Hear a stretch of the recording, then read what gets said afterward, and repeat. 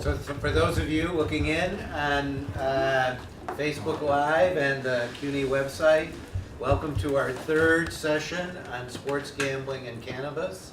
This one's on cannabis, expected to be a big deal as states around the country legalize recreational marijuana in the coming legislative sessions. Alyson Martin is co-founder of Cannabis Wire, one of the places trying to carve out a dominant position in the journalism of it, and an adjunct professor at that school, which I do not name. So Alyson, the floor is yours. You can tell them more about yourself and take it away. All right. Yes, I'm Alyson Martin.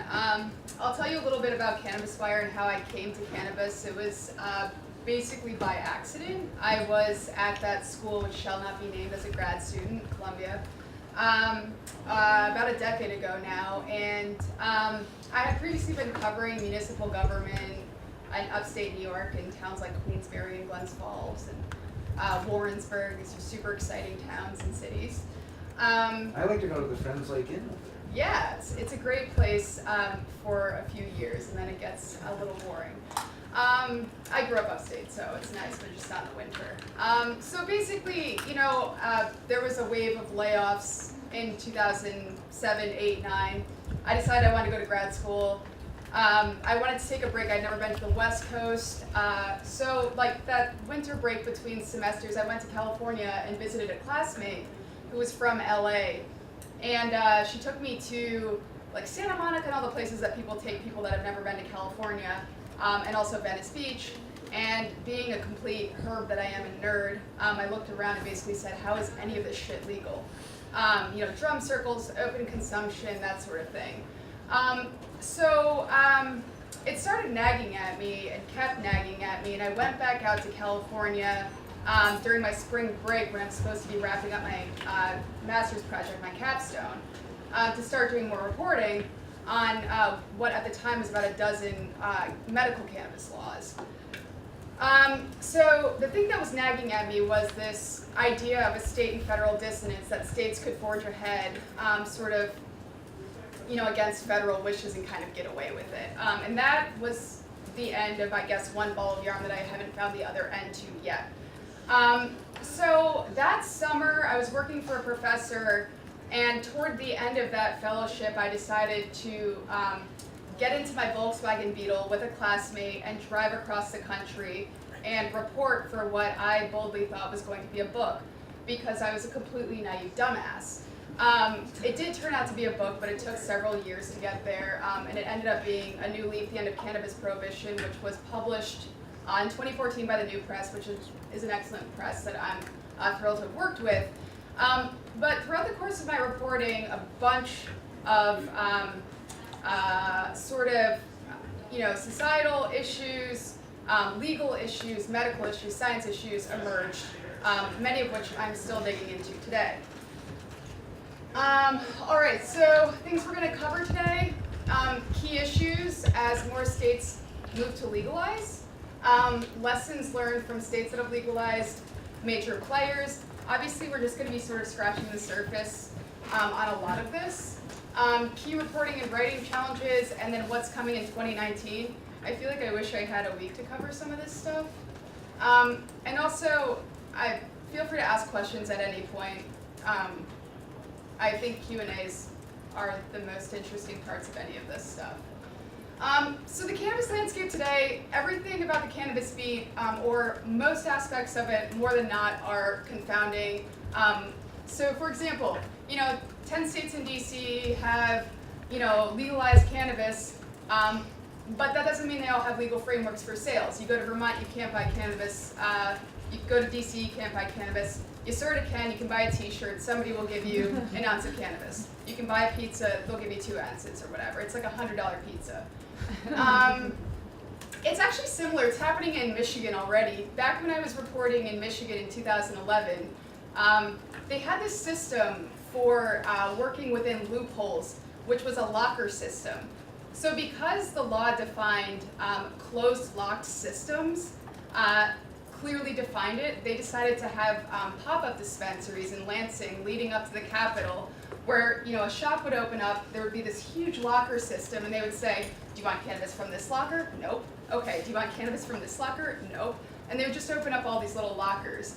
Right now what's happening in Michigan, I don't know if anyone here is from a publication in Michigan, they're still using gifting loopholes. So one pretty safe rule of thumb for anyone on the cannabis beat is that if, you know, given an inch, the cannabis industry will generally take a mile. And there are usually pretty good stories in those loopholes, in those areas where the industry's exercising loopholes. So right now is probably the most confusing time on the medical cannabis side of things because of the Farm Bill and because of CBD. Like, CBD is the new avocado toast. It's like... I got 2 bottles for Christmas.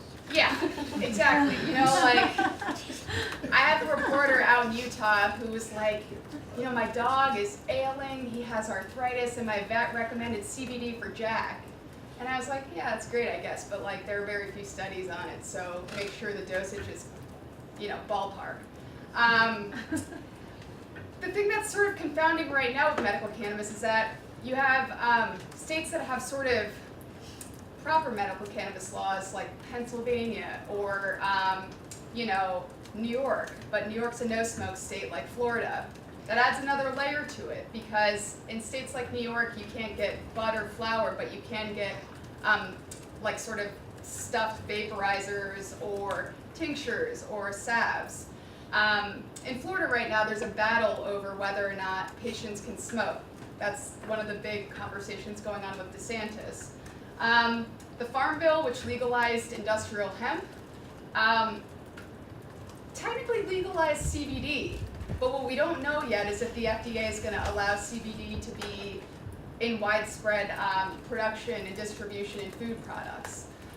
So that's why I hesitate to say exactly how many states have medical cannabis laws. Really, there are 3 or 4 states that have no kind of cannabis law, but that doesn't stop people from selling CBD rampantly across state lines, which is federally illegal, or online, which is also illegal, or saying that there's CBD in products when there isn't. Those sorts of things. Usually when I talk about covering cannabis or the cannabis beat in general, I obviously encourage people to be super skeptical. Many people in the cannabis industry are bullshitters that have been bullshitting for years, and they're really good at it. I sort of follow the Kara Swisher school of thought, the way that she covers tech, which is, does it work? There was a company that was making a lot of headlines a couple years ago called, it was called like Pop Biotics, that mentioned that their pitch was basically they were using EEGs to help match people to strains that would work for them for medical cannabis, which, like, I don't know where to begin there, like, come on. So that was one of my favorite ones. Stop me if I'm covering too much, if you have questions. Yeah, so the landscape right now, I personally don't think the cannabis beat is really just the cannabis beat anymore. You know, I think there's the cannabis science beat, there's the cannabis medical beat. Some publications are digging in onto the research side of things. You know, we personally cover like a consumer reports angle in addition to business. Consumer Reports recently did a great publication, or a great piece on like all of the pesticides and contaminants that were in some CBD products. There's obviously a criminal justice angle to the beat. The Marshall Project's picking up cannabis more often than not now. Yeah. So what it means to cover cannabis and the best practices are definitely still being defined. I did a covering cannabis course for Pointer last year, and a lot of the people who took that class were being exposed to the cannabis beat for the first time, which is excellent. I think there needs to be more cannabis coverage, especially because, you know, it's first draft of history, blah, blah, blah. Sometimes cannabis journalists get it right, and sometimes they get it wrong. For me, I noticed still a lot of, you know, puns and headlines, a lot of kind of giggly coverage of cannabis when it comes up. Actually, a reporter tweeted, I think yesterday or the day before, and I quote tweeted it, somebody in Massachusetts, they were laughing at a commission meeting, the state regulators, they were laughing because somebody was talking about cannabis suppositories, which are a legitimate vehicle for medical cannabis. And anyway, so people were laughing in the audience, and I quote tweeted it because at the federal farm, so there's one place where it's federally legal to grow cannabis in the entire United States, and it's at the University of Mississippi. So at Ole Miss, there's this guy who runs the Federal Cannabis Research Farm. His name's Mahmoud Al-Soli. On his desk, I was interviewing this guy. He had this sort of large statue/paperweight that was a replica of a cannabis suppository, and this was like 2010 or 11, something like that. So a lot of aspects of the cannabis beat aren't really taken seriously. Basically, as soon as somebody says cannabis, or that you're a cannabis reporter, a lot of people will make assumptions. I can't tell you how many times I've been asked if I'm high right now, if I brought pot, if I'm a cop. A lot of my sources ask me still if I'm a cop. I've had sources tell me they can tell I'm not a cop because I have a nose ring. I've had them tell me they know that I am a cop because I have a nose ring. I've had sources look at my shoes to tell if I'm a cop. Yeah. So the son of my girlfriend that I told you about, the finance official, his wife is in the cannabis business. She's now doing an M&A for one of the Canadian companies after consulting, investing in this Arizona greenhouse, blah, blah, blah. So that part's sort of fine. You have to be very careful what the kids take to school, and very careful what the kids say at school. But then I was with another part of the family, all of whom were discussing whether she actually uses it and whether she's smoking pot all the time when she's traveling, blah, blah, blah. Yeah, it's super common. I mean, even when I did the Covering Cannabis course for Pointer, like even some of the people who were in the audience weren't journalists. They were just really curious, and they were asking some of those kind of trolly questions too. Which that's like a lot of time and energy to put into being a troll, I feel like, because they had to pay for it too, but whatever. I guess I'm not as good of a troll as they are. Is this working? Okay. So Just a little bit. yeah, so there are many more terms that come up on the beat, and I'm happy to pull them up later on if we have more time. So, at Cannabis Wire, we had an internal debate over whether we were going to call cannabis or marijuana. There are many publications that go with marijuana for SEO purposes, and also because that's kind of what everyone knows it as. I came to cannabis when I was covering it from this sort of legal dissonance and this interest, but also being very, very interested in the science behind it, and I sort of went with what the scientists called it. It's not great for SEO, but I feel better calling it what it is. Marijuana, of course, has racist ties. Marijuana is also kind of technically a slightly more accurate term as we know it right now, especially as we grapple with what is hemp, which is, a cousin of the plant and rich in cannabidiol or CBD, and not rich at all in THC, the bit that gets us high. However, I still very rarely refer to cannabis as marijuana for all the reasons that I mentioned, though sometimes I'll say cannabis, when I'm talking to staff on Slack or something, I'll say cannabis/marijuana, just so we're super clear. I get super pissed off about crappy puns. I just really think across the board they're unnecessary and they cheapen a $1 billion industry that needs to be covered in the way that any $1 billion industry would. I mean, I don't see these super, low-hanging fruit headlines about Oxy or about, cocaine or various other substances or alcohol, for example. I guess sometimes alcohol, but still. It presents challenges for print editors because cannabis and marijuana are both super long. I've had a lot of debates with editor friends about when to use pot, when to use weed, those sorts of things, especially for like kerning purposes and headlines for print pubs. One example that I like to give about how important terminology is that, so if you know anybody who's a patient, a medical cannabis patient, they received a recommendation from their doctor, their physician, that's protected under the First Amendment. as a conversation between patient and doctor.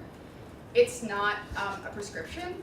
The only way that anybody in the United States would have been prescribed medical cannabis is if they were prescribed, for example, Epidiolex, which is a plant-based cannabis medicine. It's an extract that was that had just received FDA approval in June, actually, and it's produced by a company called GW Pharmaceuticals.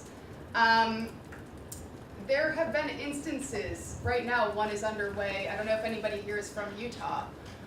One of the big beefs with Utah, besides all of the other issues, if anyone's been following what's happened in Utah, voters passed Proposition 2 with pretty good numbers. I think it was 53% support. Even with the Mormon Church pushing back and organizing with Drug Safe Utah, a big sort of pushback anti-cannabis campaign. After the law was passed by voters, lawmakers came in and passed a compromise bill that was more restrictive. Interestingly, the former mayor of Salt Lake City, Rocky Anderson, came forward and basically expressed extreme reservations over some of the language of the bill, specifically around prescribe and recommend. Obviously, doctors have to be very careful not to break law. All right, I'm still going fast. Any questions? I have a question. You go maybe backwards a little bit. You said a good fountain of sources for stories could be when regulators give them an inch and they take a mile. Like, what have you seen like that? Yeah. Let me a big area. I can give a few examples of this. One example is the gifting that's underway right now. One example is a really big, broad example is what's happening in California right now. So they had an existing, probably the strongest illicit or gray market, depending on how you look at it, in the country, and have had for decades. California supplies about 80% of the nation's cannabis, obviously illegally. So right now they've been given a pretty long grace period to come above board. Many of them are not doing so because the staffing of the regulatory bodies are not up to where they really need to be, and so like given an inch grace period, they'll take a mile. They're taking their time and opening up shop in Southern California and essentially creating a game of whack-a-mole for regulators. Another example in Colorado, a couple of years ago, there was basically this like federal suggestion that if somebody was growing 99 plants or under, they wouldn't be federally prosecuted. There was this 100 plant limit where if somebody hit 100 plants, they would fall under the federal prosecution jurisdiction. In Colorado, people took that as, I'm going to grow 99 plants, because they had a home grow law. Obviously, a lot of that cannabis ended up diverted. Diverting meaning growing a bunch and shipping it across state lines by car, by mail. Your local USPS/UPS/FedEx delivery person is often your local neighborhood cannabis dealer. It's happening a ton. I just saw a story today that I think like 35 pounds of cannabis was seized in New Jersey from the Postal Service. So they're wisening up to it. There are in general a bunch of examples of this. Oregon's another example, which I'll get to later on, but Oregon had really, I think probably in my opinion, we'll get to it under the lessons learned part, but Oregon I think had some of the worst regulations of any state in the country. Super weak, super lax. They're dealing with the consequences now, mostly in the form of, irreversible, irreparable harms to the environment and to various species of animals. But those are a few examples. Thanks. Can you explain again why doctors cannot prescribe? Yes, I didn't do that. Sorry. It's a Schedule 1 FDA or Schedule 1 federally prohibited substance, so it's still classified alongside heroin and still classified along Schedule 1 substances. Do you have thoughts about that? Yeah, I do have thoughts about that. So from my perspective as a journalist, it's been a huge pain in the ass because what that has done is, I think one of the toughest areas as a journalist is the data gap. And federal prohibition has created sort of this cascading effect of irritations for journalists, right? So there's a patchwork of state laws, and every state basically behaves like an island, and it's their own laboratories of legalization. That means that each state collects data kind of however they want. And it means that they analyze it however they want, and they disseminate it however they want. It means each state takes their own approach to what they consider foilable. It also means, from my perspective, the thing that I think makes it toughest, like as Alyson Martin, is that it's inhibited research. Like it's getting easier to do research now because legalization dollars are going toward research. Colorado's a good example where, and California, their legalization dollars are being funneled in part toward research. But even still, right, like that's not a national study. They're doing like in-house, in-state studies. But there's a lot of other stuff that comes along with it too, right? Like with alcohol, we have a per se limit. Everybody knows 0.08 will get you a DWI in California, and it'll get you a DWI in New York State. No such thing in the United States right now. Not even close. We don't have anything remotely close to an effective breathalyzer for cannabis. I feel that pretty strongly that if cannabis didn't have the Schedule 1 placement, as it has for so many decades, there would probably be more R&D around that, and there would probably be a product that was a little closer. Obviously, cannabis behaves very differently in the brain and the body than alcohol, so it still wouldn't be quite the same thing. But that's just like, I feel like I could give like dozens of examples there. It's just, it's created a ton of headaches, bless you. Sorry. Anything else? Right, so key issues as states move to legalize, I think we're gonna see more, like legislative efforts and fewer voter initiatives. One, by the very nature of the fact that many states that have voter initiatives have already gone that route, and a lot of the ones that are left don't have those mechanisms. Also, lawmakers are coming around to cannabis, right? Like, John Boehner took a big cannonball into the cannabis industry last year. Like, that's a pretty good example. We'll see where Paul Ryan ends up. So, yeah, that seems to be a pretty safe place for former politicians to land these days. I think Howard Dean joined the board of a cannabis company. Bill Weld, the former governor of Massachusetts, also joined Acreage Holdings. I don't know, they must be paying them pretty well. So the argument that Cuomo has made, or the reason he said the reason he decided to embrace it was, one, the criminal justice part that had been unfair. But he also said with Vermont and Massachusetts and soon New Jersey, why not? I mean, it's not going to be possible to be an anti-marijuana, a no legalization island in this area of the country. Is that an argument that's playing out a lot? Does it work? Well, Yeah, so the criminal justice angle, I think, is one of the most compelling when it comes to conversations around legalization because it's a fact that black people and white people use cannabis at similar rates, though black and brown people are prosecuted 4 to 1. And it's also, in general, the criminal justice angle, I think, is continuing to play out, though it's undercovered, where recreational or adult use cannabis dispensaries show up, right, sometimes are in some of those communities that have been disproportionately affected by the war on drugs or by cannabis laws. So I still think there's a lot of room for coverage on the criminal justice angle after legalization laws are passed. I tend to think of that as like day one, okay, the law passed, now the interesting stuff happens. Like, it's not about sort of whether to legalize anymore. I think a lot of the conversations are about how to legalize. And the thing about, I'm cynical about New York State politics. I grew up near Albany, and I know that it's a shit show, and it's always been a shit show. I don't think it's actually as much of a criminal justice conversation in Albany as much as a tax conversation. And I actually also think that,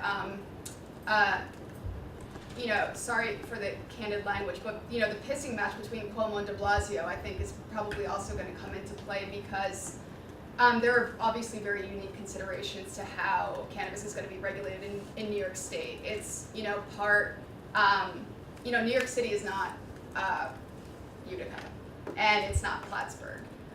So it's similar to California in that I think California is also a very complicated regulatory state, takes up the entire West Coast. The Central Valley has very different considerations than Sacramento, than San Diego, than LA, than San Francisco, than the Humboldt Emerald Triangle area. Then third, I think I sort of referenced this later on, this sort of domino effect that's going to happen very quickly in the Northeast where, all the states in the Northeast are going to go very quickly. And I think New York's probably going to beat New Jersey. And you're probably going to see Pennsylvania go pretty quickly too. I think one of the driving forces, of course, is Massachusetts. Even though it's illegal to get in your car and go to Massachusetts, to Northampton, or wherever the shops are opening, people are definitely doing it. Crossing state lines with cannabis, there's no cop watching going into Vermont, or watching going into Rhode Island, or watching going into New York.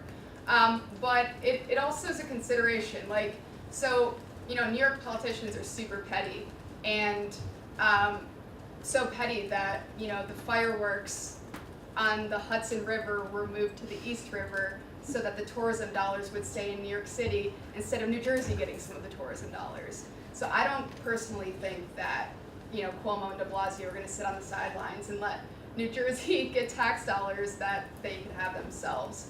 I also think the pot for potholes argument is pretty compelling when it comes to pushing stubborn, sort of moralist lawmakers over the edge when it comes to cannabis. That's a conversation that has sort of happened time and time again, but an aspect of it that I think is really interesting is that, if you dig beyond the headlines, vice-related tax dollars are really inconsistent and aren't great. Gambling tax dollars aren't super consistent. We did all that on Tuesday. Yeah, so Just speaking of taxes, I don't know if you're going to cover this, so just let me know. I can't actually remember if I am, so. Have you seen states, is it just, the revenue that Colorado is getting, the revenue that California, Oregon, Washington, whoever else, is it going just right to the general fund, or has it been prescribed for specific? State by state. purposes? Yes, so that's, I think I did cover part of this in the lessons learned area, but it's really interesting. So Colorado's mostly, there are some themes, right? Like education, prevention, schools sometimes. Colorado has a bunch going towards school funds. There was a lawmaker, I can't remember which state it was, maybe Nevada. They were suggesting that all the tax dollars go toward teachers and raising wages for teachers. So cannabis tax dollars are sort of used as a really clever talking point right now. But the main themes of where it's going, it's like education to prevent youth use, prevention for people who, develop dependency issues, and then there's sort of a wild card where some lawmakers will choose areas like, schools, for example. I don't know, that may change over time and become more streamlined, but some states are pretty specific on where they want tax dollars to go, others not so much. There's a really interesting thing unfolding right now in West Virginia where their medical cannabis program is set to go live on July 1st. And the lawmakers amongst themselves are very squeamish about where the tax revenue is going to go and how to move it because of the federal prohibition. And I think it's the top prosecutor in the state, I believe, is super, super anti-cannabis. And they're sort of afraid that he's gonna prosecute, or that, the feds are gonna prosecute because of his opinions wherever they move the money. So they have this issue right now where they keep meeting to discuss where the money's gonna go and how they're gonna move it, and it's like a non-issue. No other state has ever had an issue around this. it is what it is. Like, yes, there's some risk involved, but the law's been passed and it's moving forward. You can't just kind of like look at a pile of cash and like have it be a pile of cash in like the state capitol or something. Though that does sort of bring up another topic, which is taxes. Like, there are all kinds of tax implications and really interesting tax stories.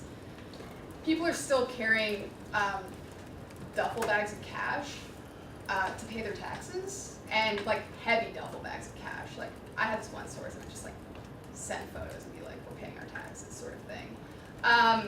Yeah, so the issue right now is that there's still, although it's changing, I think last time I checked FinCEN, there were more banks than ever before willing to work with cannabis businesses, but people get chilled out pretty quickly. Like, it doesn't take much for the chilling effect, and it's really inconsistent.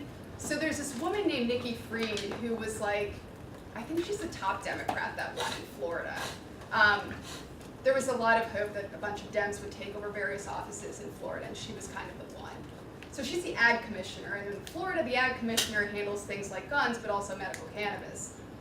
During her campaign, she's a former medical cannabis lobbyist. During her campaign, Wells Fargo froze her account because she was blathering about cannabis and because she had cannabis dollars going to her campaign. And it's like, it's not somebody who's paying her in joints. Like, she's just taking money from people who want to, contribute to her campaign. So, I mean, that kind of stuff is pretty typical.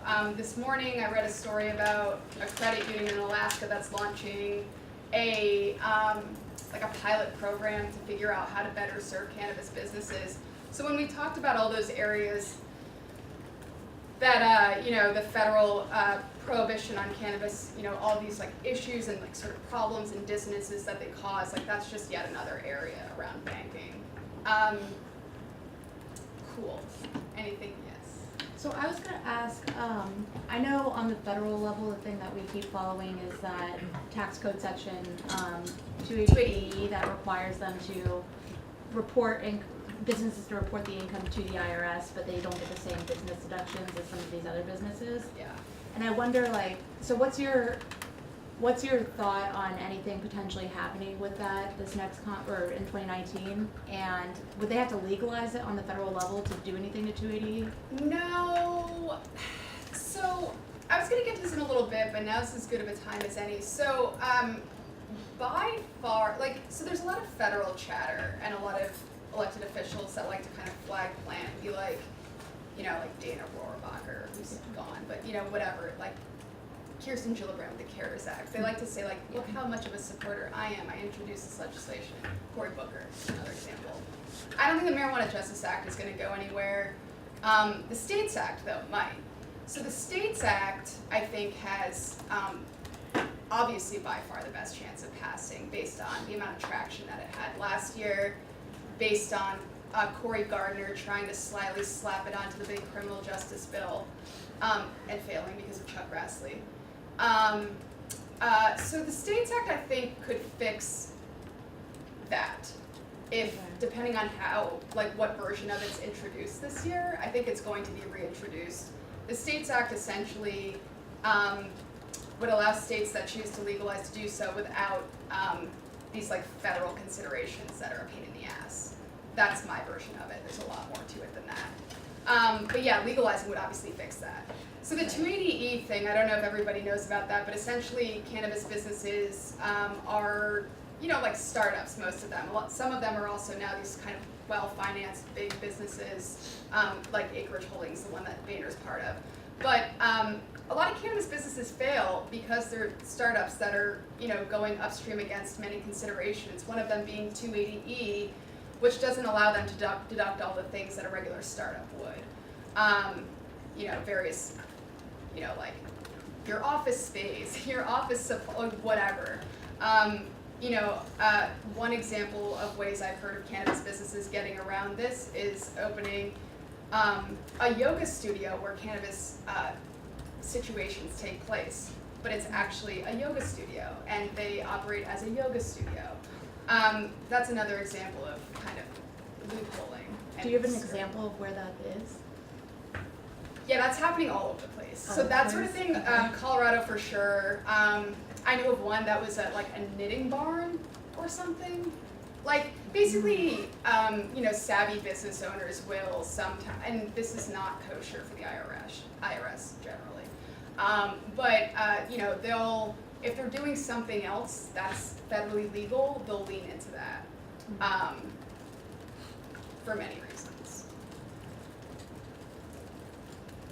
280E though is probably toward the top of the priorities for cannabis industry leaders / cannabis business owners. Like that's one of the larger thorns that they're trying to get rid of, and is in part why I think Cory Gardner is such like a diehard supporter of the States Act. It's 280E, it's also, he's like a pretty straight-laced conservative Republican guy who's all about business and, conservative business principles, and he approached the States Act from the perspective of protecting his state's business and business interests. I also think the States Act has a really good chance of passing because of just the way the politics are today. Like, I could just see Trump immediately signing that. It's like, he's a business guy. Like, it doesn't really go against anything that he really stands for. He stands for business. Of course he would do that. I think it stands a better chance than the CARES Act, which is, a medical cannabis act that has pretty broad support too. Anything else before I go to the next one?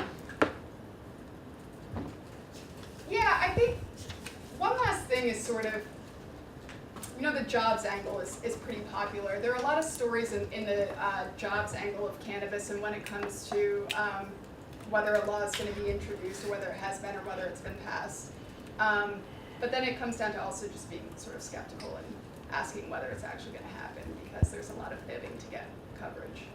On the jobs thing, I'm from Maine, by the way, so we're getting into recreational. I mean, they're finally going to have stores at some point. Finally. I think they have a gas and grass now or something, like the gas Oh, there's all stations. sorts of weird gray area. People are doing all sorts of things. But about jobs, do you know where, like we were using the Bureau of Labor Statistics, do you know where you'd start to see increases? Like what job codes? Would it be in agriculture? Would it be in retail? Retail for sure. I think you'll start to see the needle move on ag probably by the time data catches up next year because of the Farm Bill. Yeah, retail's a big one. It's really strange. So the guy that was talking before me, I don't know his name, but he was talking about how there was no line item for immigration, and cannabis is like that times 10. Yeah, it's super infuriating. So state by state, I have found some regulators a lot more helpful than others on this. Maine is super irritating on a lot of this. Like, I don't know if you found it. What area of Maine do you cover? I kind of like southern Maine, but statewide. I'm actually not the cannabis beat reporter, but. Yeah. Okay. So, the reporting that I've done in Maine, the most interesting. This was years ago, but the most interesting story I found in Maine was this guy that was trying to open up shop, within view of the Canadian border, and this was years ago. He was trying to open a medical cannabis shop, and one of my first questions for him was like, yeah, aren't you not under local jurisdiction here, but under federal jurisdiction when it comes to enforcement? And it's true. Like, there's basically a constitution-free zone around all of the borders. So if I were opening up a medical cannabis shop or a cannabis shop, I would stay the hell away from borders and stay the hell away from, international waters. I would say I'm skeptical, and I don't think the jobs numbers are going to help you. Remember that I think a lot of them are retail jobs, right? Yeah, low There's so paying much too. that's going through the retail numbers with the closing of stores, with online shopping, and these numbers are going to be small. So the woman I told you about was complaining at a holiday dinner that they had leased space in this town in New Jersey for their first facility, but the town was dragging its feet and they weren't going ahead, so they had to go find a new place to lease. And she said, and look at all the jobs they're gonna lose out from it. I thought to myself, It's not really that many, 10 especially in New jobs, Jersey. 10, Yeah. 10, 12, In New Jersey. it's the town, it's nothing. It's like, it's just, in the grand scheme of things, it's nothing. It's like to do a different thing. I've been arguing in New York that Amazon's coming to New York. Amazon will make the least impact in New York as any other city in the country because it represents 0.0024 of the city job. Wow. Because what's Again, 25,000, what's in New York, Baltimore. what's 25,000 jobs? We're gonna have 4.5 million jobs this year. Yeah, the jobs thing too, you know, like, the cannabis industry is sort of clever in that they'll, like, if you build it, they will come, like, they'll build anything. And there are these, you know, recruiting agencies and job agencies, and like some are national and some are statewide. The thing is, like, they want like a really sexy headline. So of course they're gonna be like, you know, sending out a press release where it's like 9 million people showed up and like the line was down on the other side of the state for these jobs. And it's like, you know, like a photographer gets like a specific angle and that story goes gangbusters for a week. Yeah, on the topic of like companies losing money, that's been happening in California because, and depending, Massachusetts to a sort of different degree for a different reason, but you know, like it takes a while for the rules and the regs to shake out, and it's like not super exciting. It's covering municipal meetings. Like I'm doing the same thing I was doing a decade ago. It's just like slightly more interesting now, I guess, a little bit. But yeah, like as the rules shake out and as the licenses shake out in Southern California, people have been complaining, you know, like I've had rent on this really expensive piece of real estate for a year and, you know, we're going under. In Massachusetts, like waiting for like the final green light from the commission, you know, like, hey, we've been paying rent on this space, like what are we gonna do? Like we can't do it forever sort of thing, and they put pressure on regulators. So we went over some of this. Yeah, so legislative efforts v. voter initiatives. So voter initiatives, like, they're usually put forward by groups like MPP, the Marijuana Policy Project, or DPA, the Drug Policy Alliance, to a lesser degree, as I mentioned before.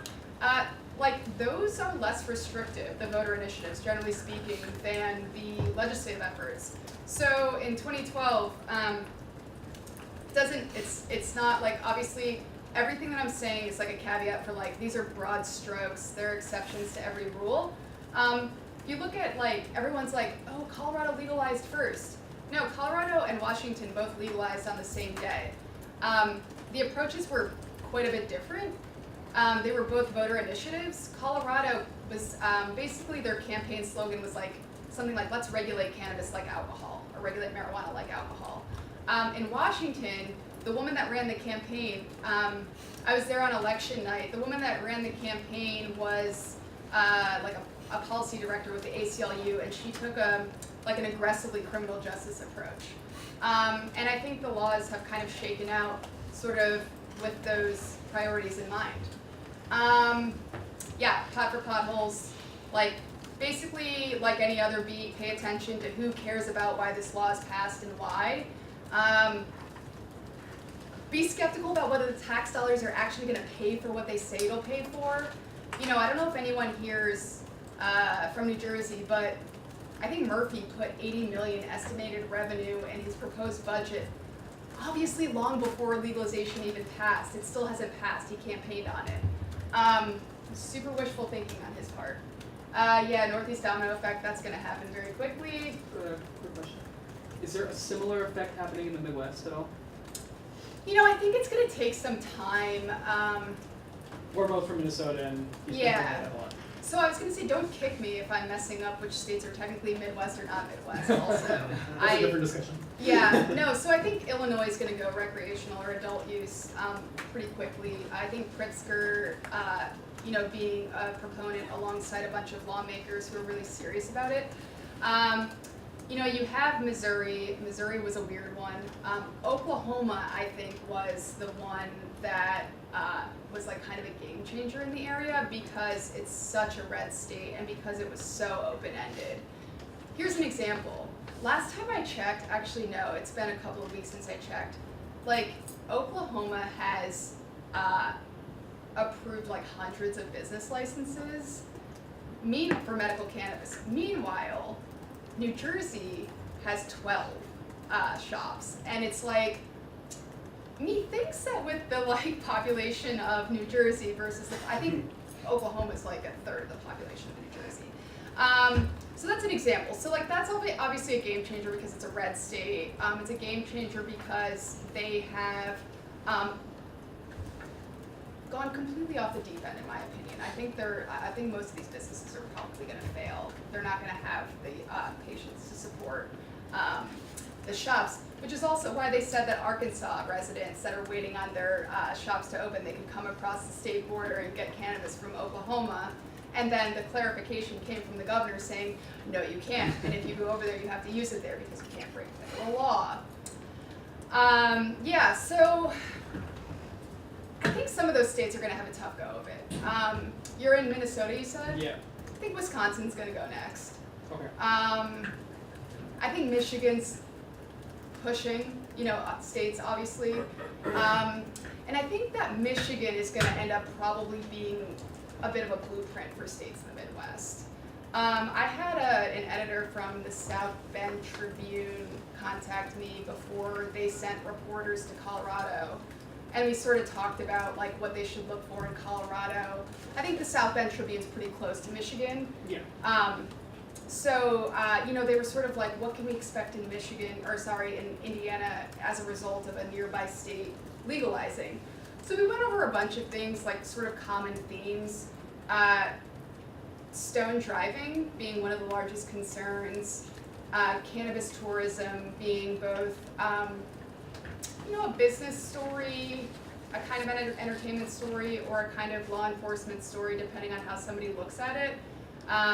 Cannabis tourism is really tricky because, you can't really fly with it. You can't really drive with it, though a lot of people do. At a lot of airports now in states with legalized cannabis, you'll see little boxes that are like, hey, if you happen to buy something while you were here, leave it here and then leave. Doesn't always happen. It's a local enforcement priority. So if somebody goes to Denver and buys a bunch of edibles and they just look like Hershey bars, or if somebody buys a bunch of like little vape pens that look like Juul pods, and somebody's caught with it, it's up to them if they want to call the local cops. They often don't because they don't want to be bothered with it. So it is creating sort of these like weird enforcement priorities, which also lead to kind of interesting stories too. I remember when those little boxes popped up in Vegas exactly after, like right after sales went live. Another interesting one is advertising and advertising restrictions. Cannabis is in a really weird space right now because it's kind of a medicine, but kind of not. It's kind of something you just put in your coffee if you're in Brooklyn, but also what is it? It's a vice, sort of like alcohol. But if it falls under the realm of alcohol, that means that really if you're advertising, you gotta make sure that nobody under the age of 21 is looking at that advertising. If it's a wellness product, a la Gwyneth Paltrow, it doesn't really matter if 4-year-olds are looking at it, right? But it's not branded either. Or is it? What do you mean by that? I mean, like brands of alcohol, for example, what companies of alcohol, it's not similar to. I totally think you're gonna see a ton of that really soon. Yeah. Like Mad Men's trying to do that right now with their like red hooded sweatshirts and stuff. I think branding is gonna be kind of the name of the game going forward because like any business story, there's gonna be consolidation, there's gonna be M&A stuff going on, there's gonna be, the big guys are gonna come along and munch up the little guys that they're worth buying, which is happening a lot right now. A really interesting story in maybe a year or so is going to be around appellations in Northern California. You'll start to see more of, like Humboldt will become the like Champagne or Bordeaux cannabis, the sort of region-specific branding that nowhere else in the country will be able to have. So it's going to give kind of an extreme advantage to these mom and pop growers that otherwise, frankly, are probably going to crumble under the weight of Acreage Holdings and John Boehner. These companies that are raising just, millions and millions of dollars. Cool, anything else? Can you explain a little bit more when you were talking about Washington versus Colorado, the criminalization, or you were saying that one was pushing it more as a regulatory ballot initiative and one was more about decriminalizing, and how those have played out differently now? Yeah, so I think that I may have phrased it a little wonkily, but basically when the two initiatives were underway, you had basically MPP-led marijuana policy project, like cannabis lobbyists, led Colorado's effort, and the pitch to voters was, let's regulate this like alcohol. In Washington, it was I don't remember what their pitch was, to be honest with you, but it was a lot of their language was centered around sort of erasing harms of prohibition, and that the harms of prohibition outweighed the harms of cannabis use. So in a practical way, when it came to like the regulatory aspect, here's an example of how things shook out. Washington State didn't allow home growing. Colorado did, and for a while allowed people to grow up to 99 plants. One aspect of this that I've always found really interesting also that's not tied to this, but has anybody ever looked on like weed maps, for example, for any reason, just for research purposes, of course, for a story? So like, if you take a look at weed maps, one reason that I found it to be kind of like a good wealth of information at times is that like, if you look at the West Coast, with like Washington and Oregon, for example, it's completely split where the mountain range is. And it's like also you can see like the areas that are like more liberal toward cannabis and more conservative toward cannabis. Like, so they all pile up on the coast, like the shops, right? And they're centered in areas like Seattle and Portland. And then there's like maybe one in Spokane or whatever, like one or two or whatever. The other really interesting thing about it too is like, in general, I think Washington took like a slightly slower approach. I think in general, like, it's like maybe a gross example, sorry for any vegans in the room, but I sort of refer to the rulemaking phase as like the sausage making phase. It's always like super messy, and like whatever was promised during the legislative session or whatever was promised during, the lead up to the vote, really good chance that aspects of it are gonna get scrapped and that lawmakers will throw in whatever they want. It's like pretty typical lawmaking stuff. I would prefer it if you said tofu making. Sorry. No, I'm just So Fritos. Actually, didn't get it. All right. What about delivery? Speaking of weed maps. Yes. What about it? So it's going to be a huge industry, the delivery aspect of things. That's a really good example in California.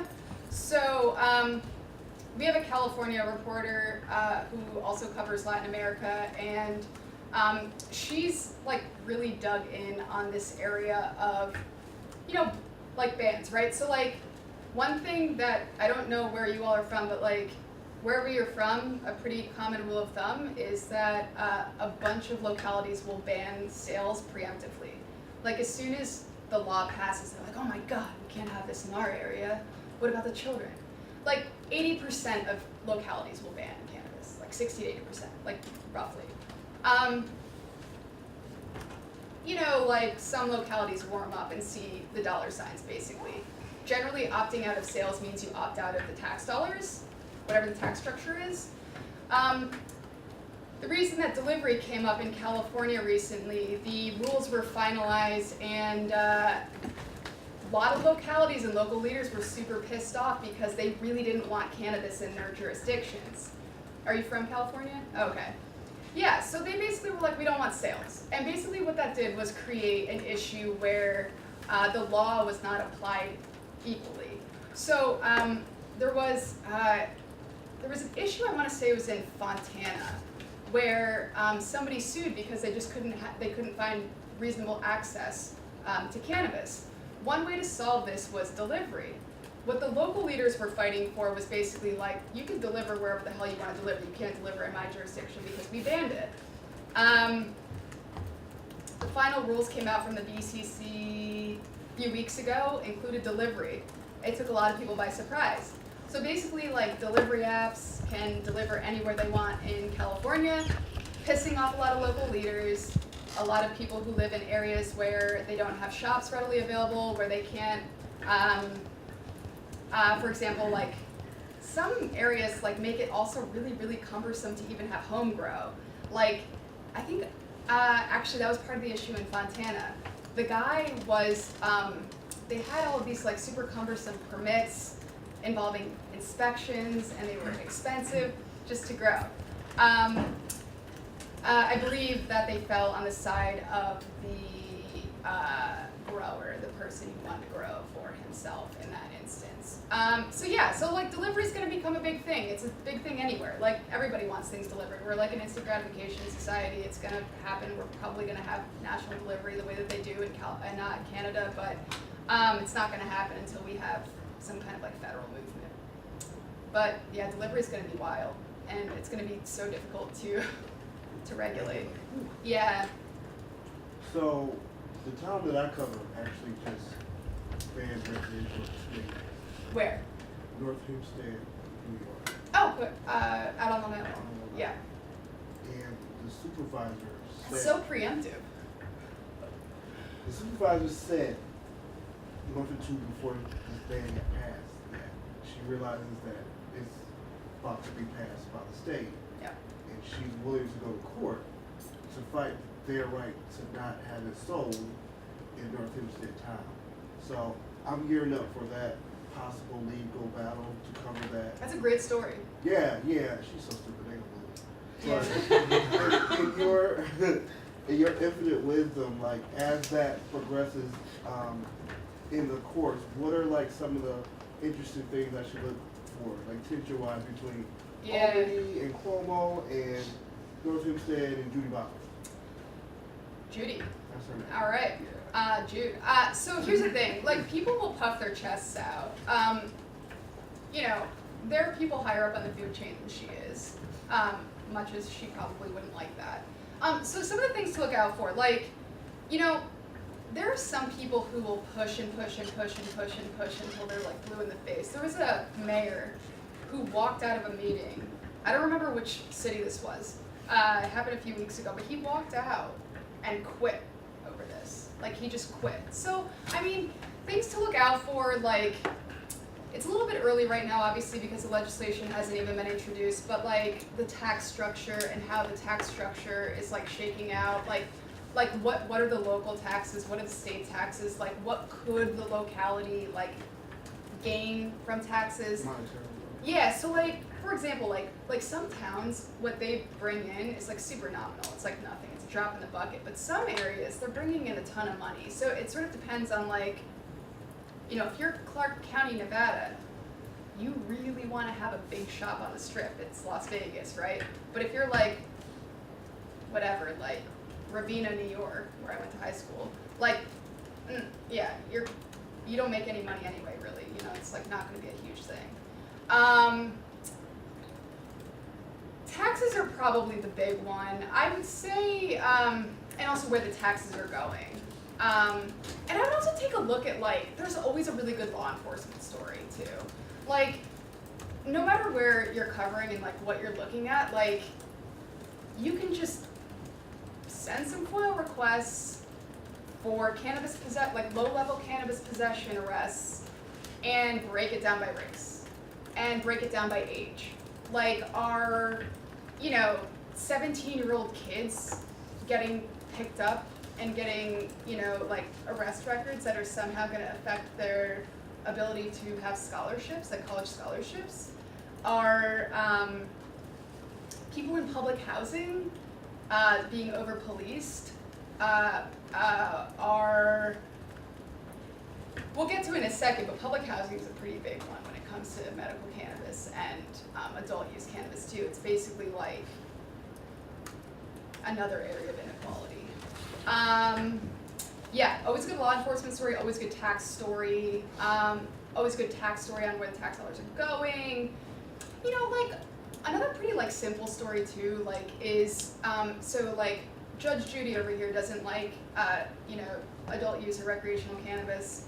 By the way, recreational cannabis pisses off a lot of activists, and some of them, and advocates, and some of your sources, if you're writing a cannabis story and you say recreational, you know, they'll tell you to go cram it. They prefer adult use. They think it's, you know, cheapening. You know, you don't say recreational alcohol use. You just like say, like, you know, you're gonna go have a drink or whatever. But another like sort of like easy story idea is kind of like, okay, so is she a town supervisor or city councilor? You know, what do other local town supervisors think about things? Like I used to cover these like tiny areas in upstate New York where, like I was super surprised after I left, like one of the, I think he was like the chair of the board of supervisors, like brought one of those like big grows to Warrensburg. And I sent him a message on LinkedIn and I was like, whoa, like I guess I should have asked about this, but I didn't because I had left or whatever. But it's like, you'll be surprised by supporters, you'll be surprised by opponents too. You know, there's usually a pretty good story about sort of like, also like, you know, I allow myself obviously to be surprised by my reporting, but like law enforcement sometimes are super against cannabis and sometimes they're really for cannabis.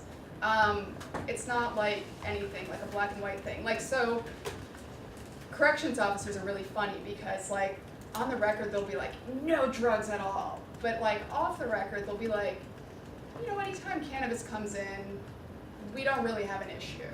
It's like when other drugs come in that we have an issue. So, I don't know, those are some sort of like easier story ideas. I just want to point out you got 15 to 20 minutes, so gauge what you want. Oh, sorry, I'll keep going. Well, no, I just wanted everybody to know. Yeah, I'm gonna rush now. No, it's cool. So we started talking about this a little bit. So I personally think some of the most interesting stories for national reporters are at the areas, like at the crux or like the crotch of state and federal dissonance. Public housing, guns, schools. So anywhere where a federal dollar touches, cannabis can't. So nursing homes, hospitals, universities, in the US at least. You know, like just like think about where federal dollars flow. This is creating a pretty big headache for universities. You know, like places, I wrote a story for The Atlantic years ago about this where, you know, these, what do they call them? I don't know, not an RA, but a couple rungs up the ladder from an RA, a resident assistant. Yeah, something like that, where they would have this issue where they would basically have to, you know, somehow educate their students about the risks involved with cannabis use, especially edibles. But they couldn't say too much because it wasn't allowed on campus because of federal funding. So it's this issue where they were sort of dancing around it. It'd be orientation, and they were like, if you do this thing on campus, just be aware that it could have health implications. Where it becomes more difficult is around medical cannabis because somebody can't tell somebody you can't have your medicine. They started making exceptions, for example, with like freshmen not having to live on campus if there was a campus living requirement.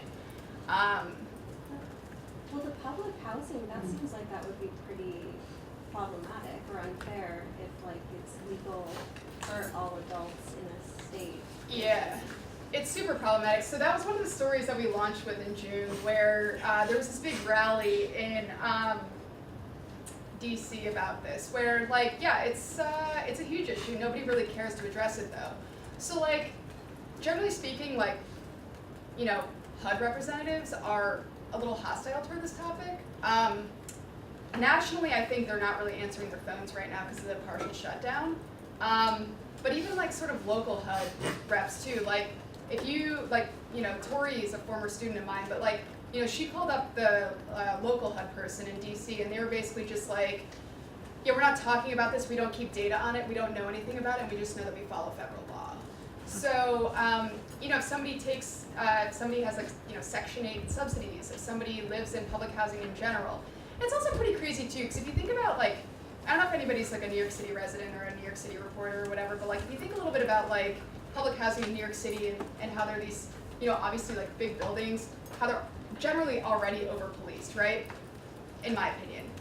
You have somebody who's got cancer, ALS, some kind of like neurological or neurodegenerative disease or whatever. As it stands right now, right, like they're spending probably between $500 and $1,000 a month on medical cannabis, and they're generally pretty terrified about using it. You know, the people in this story were basically just like, yeah, I can't have anybody come fix my apartment because we're like terrified that we're going to be evicted. Like this is like a common sort of like, unfortunately, tale as old as time, and it like sort of applies to like any locality. This is another example. This one we published a couple days ago. There's a federal lawsuit going on right now about Second Amendment rights. So there's this little checkbox when you go to buy a gun. If I don't know if anyone here is somebody who's interested in guns, or if anyone's a hunter or whatever. But basically, ATF, the Department of Alcohol, Tobacco, and Firearms, treats cannabis users or consumers, whether medical or adult use, as essentially addicts, and they require self-reporting of use. And the second that somebody self-reports, ding, ding, ding, you can't buy ammunition, you can't buy guns. So in areas like Oklahoma, that's ruffling feathers.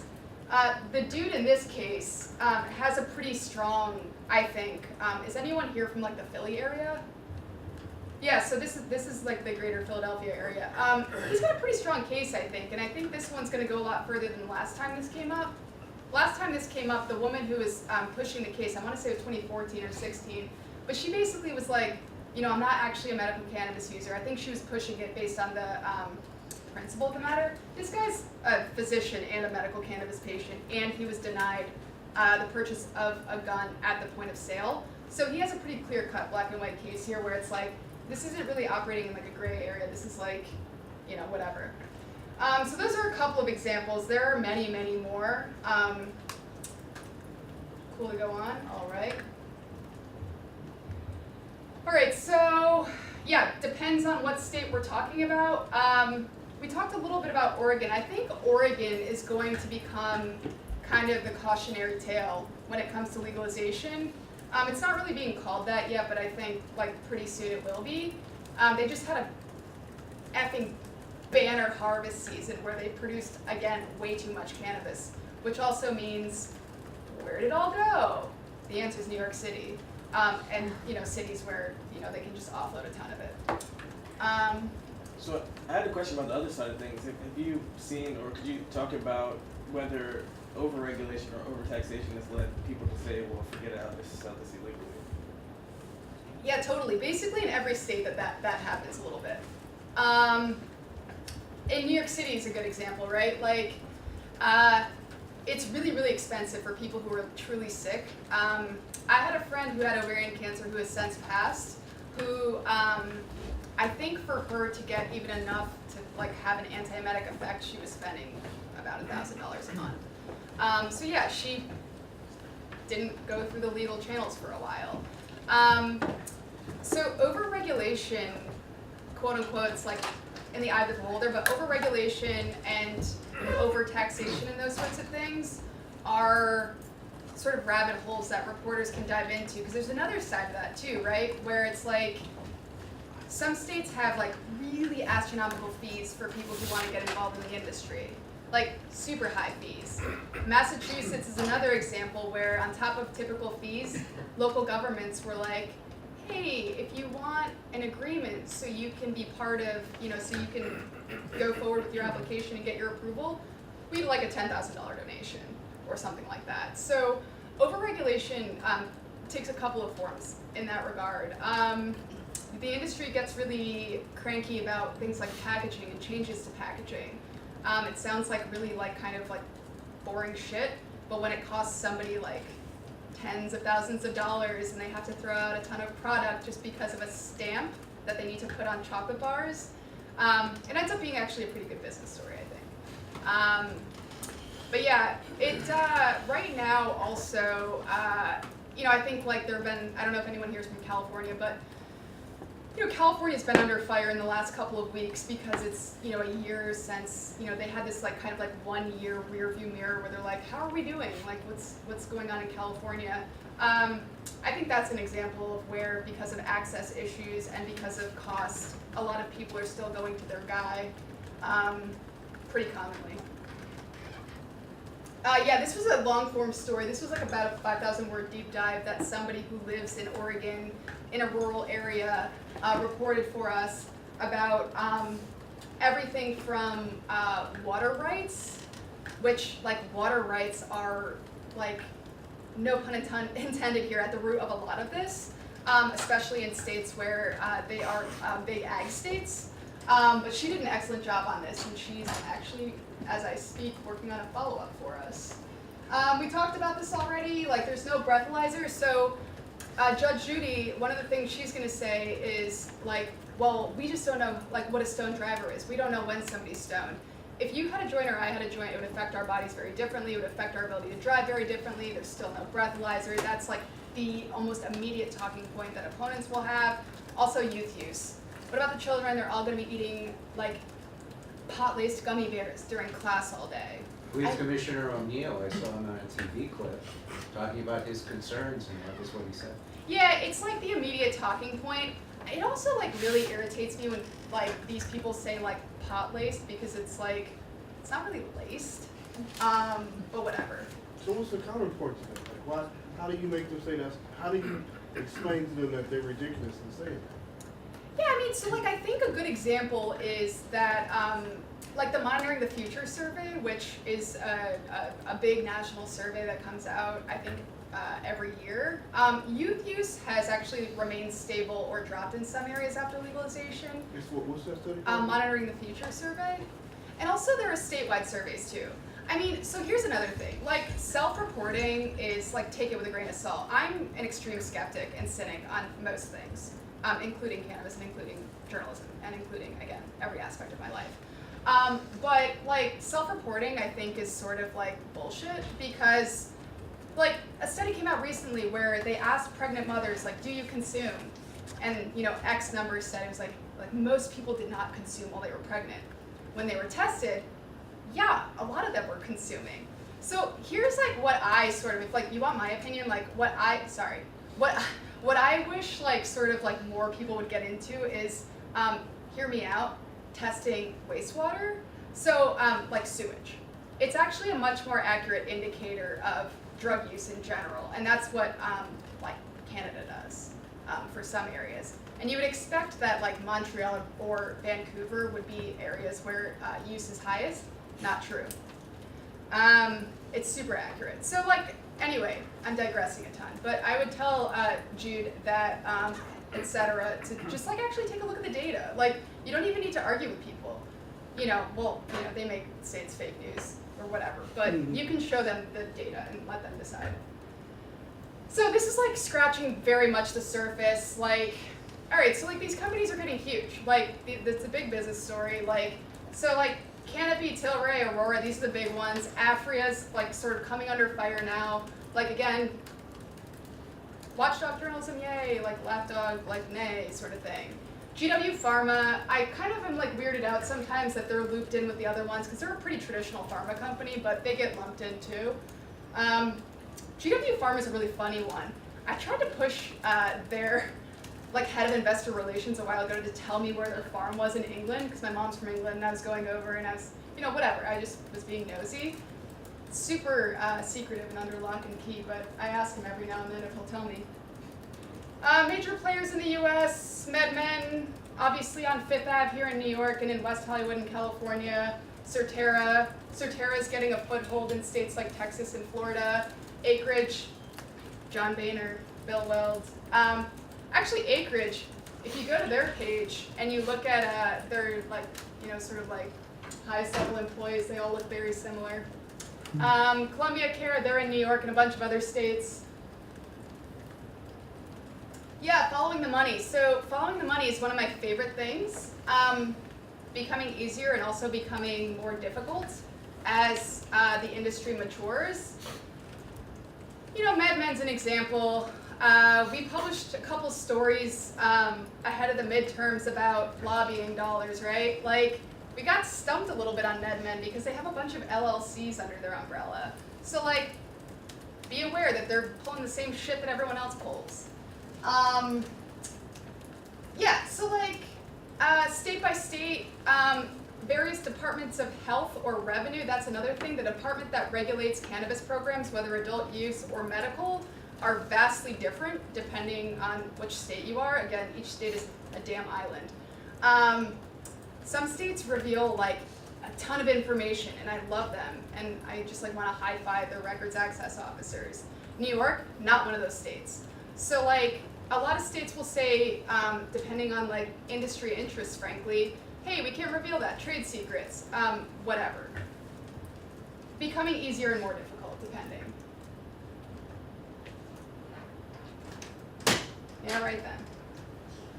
Yeah, so we did this series about, we used some computational journalism to follow like lobbying money and also to follow GOP support. Basically found that by just counting up all the damn co-sponsors of various bills that the GOP is actually friendlier than ever on cannabis. I think that's the next one. Yeah, lobbying dollars went through the roof. You can sort of see why, obviously, right? So like legalization passed in 2012, sales went live in 2014. People realized, holy shit, there's money in this. More states started legalizing.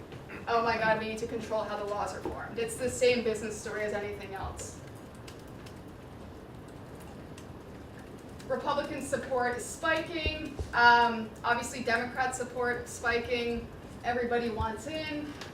This is actually this is really interesting, the moment in time that we're in right now, because it's 2019. We thought we would have a break from the horse race politics. It's obviously not going to happen. Everybody's already talking about 2020. And already it's what do the 2020 presidential contenders think about cannabis?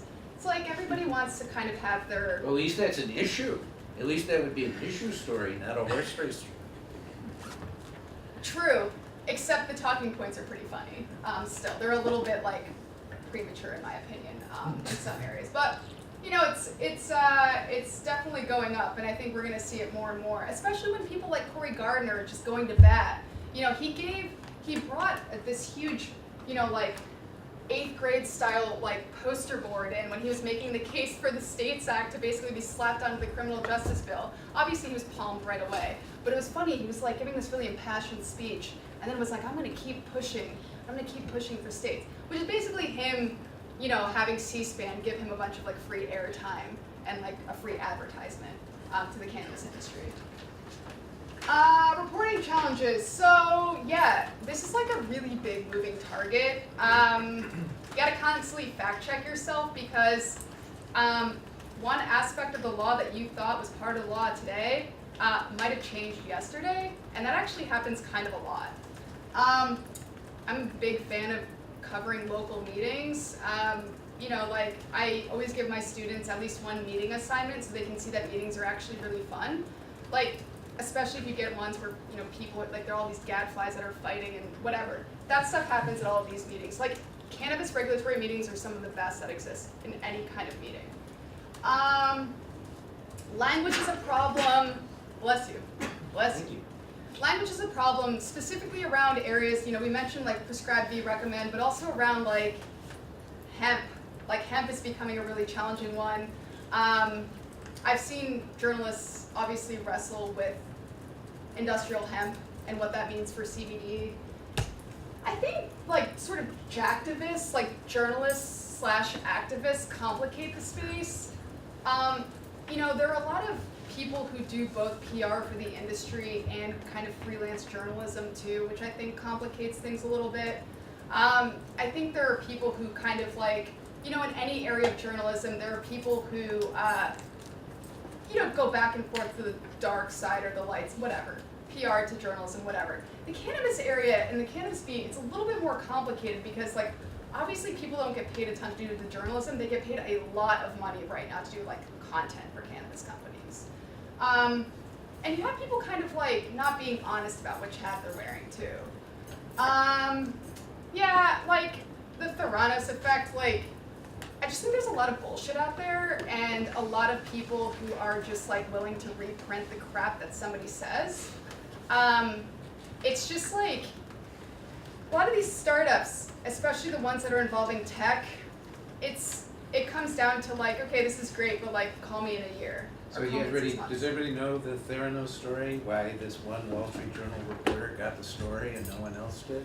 Because he was the beat reporter and he said, there's no way this can work.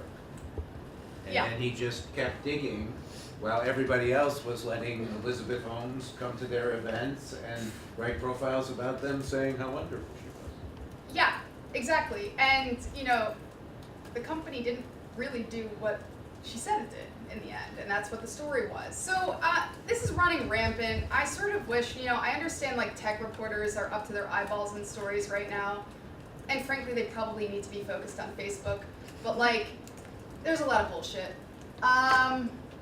Yeah, so like no harm, like do no harm applies to cannabis too.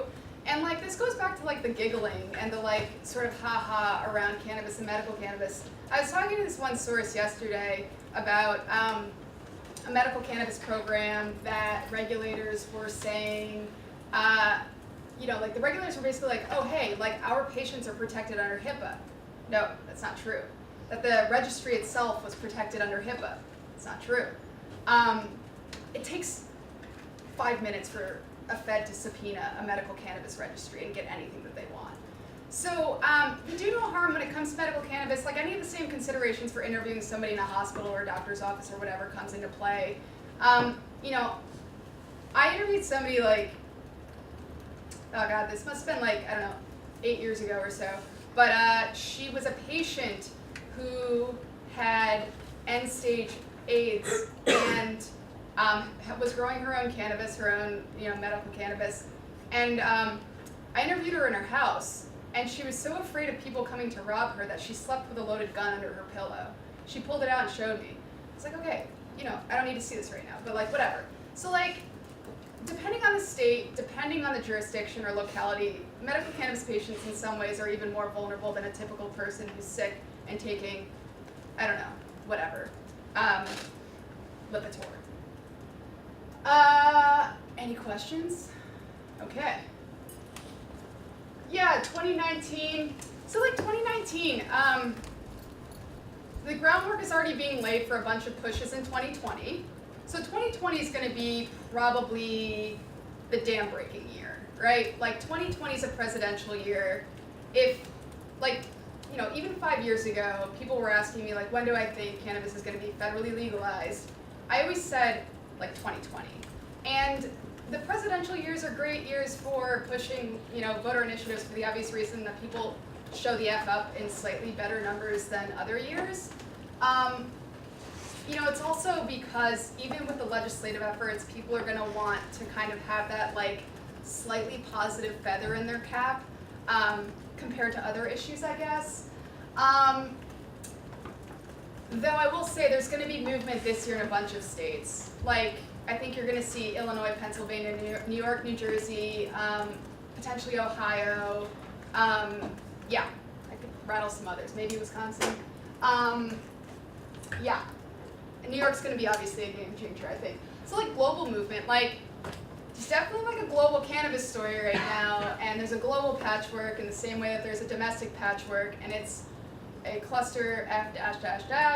It's super complicated. There are treaties that prohibit Canada from doing what they did, and Uruguay from doing what they did, but they don't really care because they're not being penalized for it. But there's definitely a global story when it comes to this. Big raises right now, like you're seeing cannabis companies raise absurd amounts of money with pretty tiny revenue to show for themselves, pretty typical business story. You're gonna see big partnerships, so like Coca-Cola, Constellation, which makes Corona, Svedka, Altria, Marlboro. You're gonna see, I think, a lot of activity around cannabis drinks. I think cannabis drinks are like probably gonna take over the edible market, but like think about the big beverage makers. Like their wheels are turning right now. Yeah. So, all right, that's me. Cool. Questions? Thank you. We had somebody come in and talk about just tax profits from the marijuana industry, the cannabis industry, and how as it grows or as it becomes legalized, she imagined that, or she expected that it would lessen the tax profits from cigarette industry, the tobacco industry. That's one opinion. Based on states and based on just kind of your knowledge, has that actually happened? Have you noticed any sort of change in terms of drops from tobacco tax profits or from alcohol tax profits? Do they work together? I think it's too early on tobacco. I will say that the alcohol industry is ruffled. Some are terrified of cannabis, and some want to go so hard into the cannabis industry it's not even funny. Alcohol. Yeah, alcohol industry. Yeah. So distribution is another area. So like distributors in some states, like California, for example, like actually like lobbied really hard to kind of have a stronghold on, I think Nevada, to have a stronghold on distribution. There was a big event last year, I think it was, called like the Wine and Weed Symposium in California that immediately sold out. And but it's like this thing where like it depends, like alcohol, for example. So I think the short answer is that I think alcohol has probably got some like deeper implications than the cigarette industry when it comes to this, in my opinion. Everybody has one. I think that people who smoke cigarettes don't necessarily smoke cigarettes for like this sort of nightcap or like happy hour situation, but I do think it's slightly more analogous to like have a vape after work, or have like, you know, maybe sometime in the future a cannabis infused drink at like some bar in Denver where you're having whatever it is that the Denver food is. So I think that like also it's complicated slightly by the fact that like alcohol is spirits, like it's a spirits industry, which is different from wine, which is different from beer and craft beer.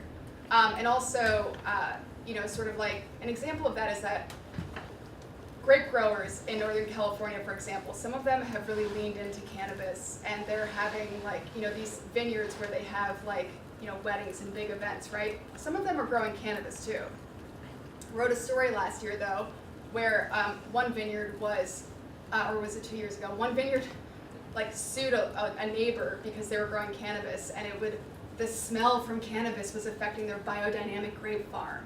So, whatever. It was like a horseshit argument, like off the record. But I guess it's like ice drinking. But like I don't think that's gonna work. Damn. I don't think that's gonna work. But like, so there are these considerations. Like small craft brewers in Colorado are very interested in CBD infused beers. Lagunitas, for example, like released I think 2 different beers, one that had THC in it, one that had CBD in it. So. Isn't that just compounding on the same effect that alcohol has, or no?